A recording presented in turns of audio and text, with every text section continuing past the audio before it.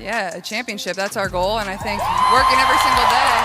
Believe me, Caitlin Clark's detractors are going crazy after she went all out in her crazy return to Iowa with the Indiana Fever. She hits her signature logo 3 from 36 feet. Yes, I said it. According to legend, when we come home, our energy feels amplified. There's something about returning to a place that shaped us that brings out the best in us. Ticket price was $650. Now, if you do the math here and you do 15,000 people times $650, that is almost $9.75 million just for a WNBA preseason game. After 7 months away from competitive basketball, Caitlin Clark's homecoming was nothing short of thrilling. She returned to the Carver Hawkeye Arena floor, where she became well-known and helped usher in a new era for women's basketball. The energy in that building was insane. Caitlin Clark made her preseason debut as the Indiana Fever traveled to Iowa City to take on the Brazilian national team in front of a sold-out arena. When Clark pulled up from well beyond the three-point line and hit a logo 3 from the exact spot where she had broken Kelsey Plum's NCAA scoring record, the crowd, already heightened, erupted into pure chaos. Then came the shot, the 36-foot three-pointer that had everyone in the arena going crazy. Her jersey is in the rafters at that arena, and they also have a spot on the floor where she broke the NCAA scoring record. It's a 22 on the court. The place trembled, and why wouldn't it be that shot? It wasn't just a basket, it was a declaration. It wasn't simply Clark showcasing her range, it was her loudly informing everyone that she was back and better than ever. Now, you are not going to be able to face guard, double team, trap Caitlin Clark because there are so many other threats on the floor. She hits her signature logo 3 from 36 feet. Yes, I said it. 36 feet. She was actually behind her signature logo that was on the court. Even after months away, Clark made it look effortless, showing no signs of rust or hesitation, just pure confidence and skill. She hit that shot with the same smoothness and poise that initially made her a household name. For most players, returning to the game after a lengthy layoff means shaking off the rust and getting back into the rhythm of the game. Exploded, the arena exploded, everybody was just holding on and hoping that she would hit a 3 from her signature logo. So that was a super fun moment. There was no doubt that the ball was going in. It was not just a shot, but a perfect reminder of who Caitlin Clark was, as it rocketed high, sailing through the air in that trademark trajectory that spectators had grown to love and swished through the net without touching the rim. 45.5% from 3 during this game against the Brazilian national team. Like, this team has some great shooters. Kelsey Mitchell had 4 threes. Caitlin Clark had 4 threes. Sophie had 1 3. Sydney had 1 3. Lexi Hall was 3 for 3. The significance was not lost on Clark's teammates, who participated in the celebration and had an indisputable bond. When Clark made her shot, Sophie Cunningham quipped that nobody seemed to care, and Lexi Hull smiled, making fun of her for the lack of a significant response. More than that, it demonstrated something deeper. This team, with Clark at its center, is prepared to take on anything. And if this preseason game was any indication, they are not just aiming for a good season, they are aiming for greatness. Caitlin was signing their jerseys after the game, and they were taking pictures with her and the other Indiana Fever players. It was all in good fun.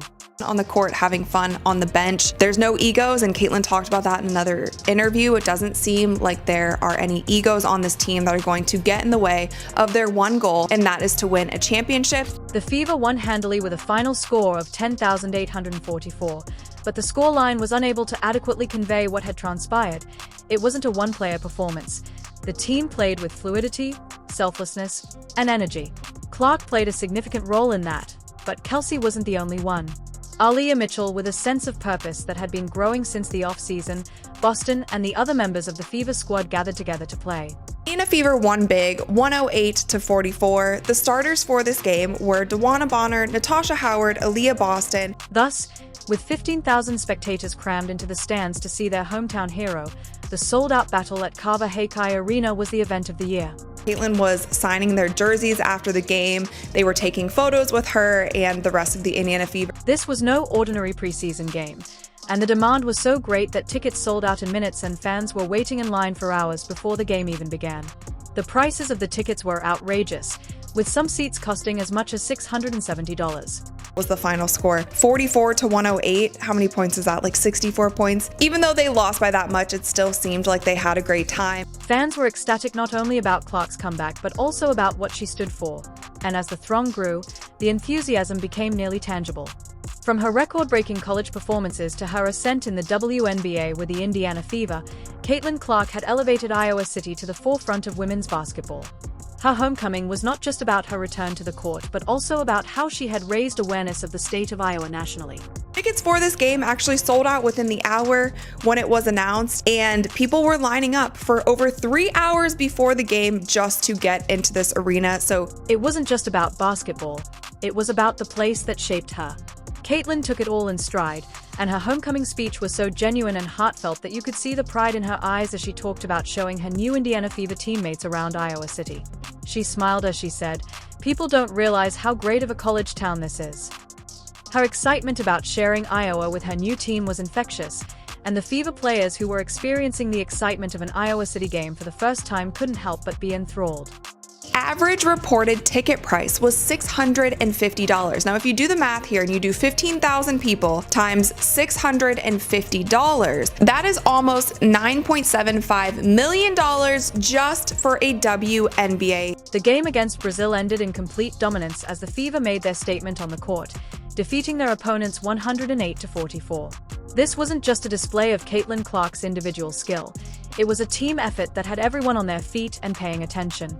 Something that continues to come up with this Indiana Fever team. It seems like no matter who is getting interviewed, they all mention that championship is the goal. It is championship or bust. Nothing is changing with this team. The Fever were a cohesive unit, a well-oiled machine prepared to face the league, and they were much more than just Caitlin Clark's squad. Kelly Mitchell made 4 threes. Aaliyah Boston played strong defense and scored 11 points, while Sophie Cunningham added vigor off the bench. The attendance for this game. So there were 14,998 people in attendance for this game at Carver Hawkeye Arena. Unquestionably, the Fever dominated the court, and their selfless, decisive ball movement demonstrated a chemistry that most teams could only hope for. Their crisp ball movement was exquisite, with each player knowing exactly where they needed to be, whether it was cutting to the basket or locating the open shooter on the perimeter. I know we've talked about it. Attendance, viewership, merch sales, all of the things. The fan base that rides behind this Indiana Fever team, even the game that I was at that Caitlin Clark didn't play, the attendance was recorded at 12,461, even with it being a preseason game that Caitlin didn't play in. Even the Indiana Fever's head coach, Stephanie White, has stated unequivocally that the team's objective for 2025 is championship or bust. This isn't just a catchphrase. It's an attitude that every player has been instilled with since the first day of training camp. The team's focal point, Caitlin Clark, instills this mindset in her colleagues, and it's clear that everyone is completely on board with the objective of winning a title. The goal of the Fever is to dominate the WNBA and become the best team in the league, not only to qualify for the playoffs.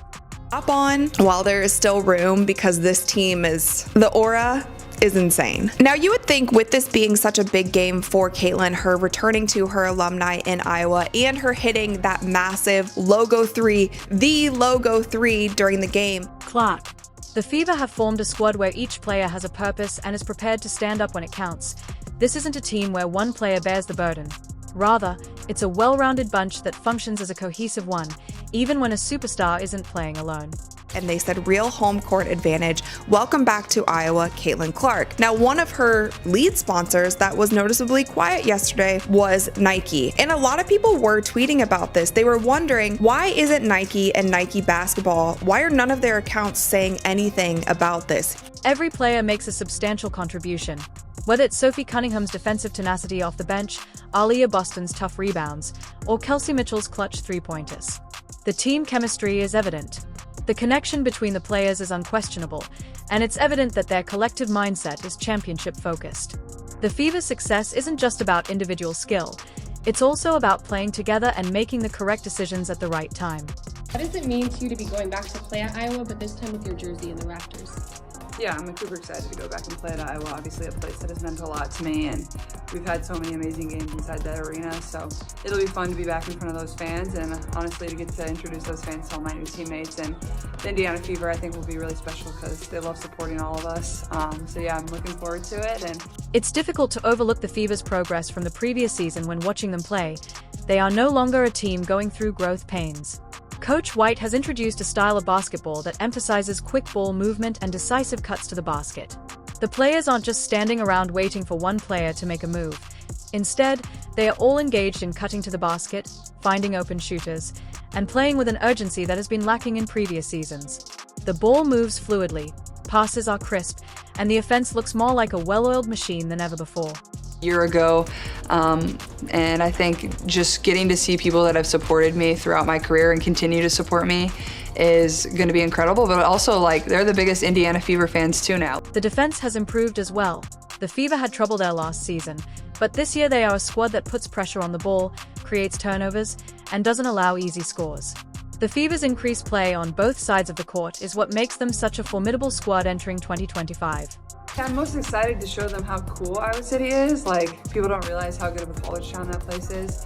My teammates just expect it to be cornfields, but I'm like, no, it's one of the greatest colleges. So, yeah, downtown Iowa City is where it's at. So we'll give them a little tour, and I'm sure they're going to want to come back. And the Fever's expanding fan base is also experiencing the excitement that Clark has brought about.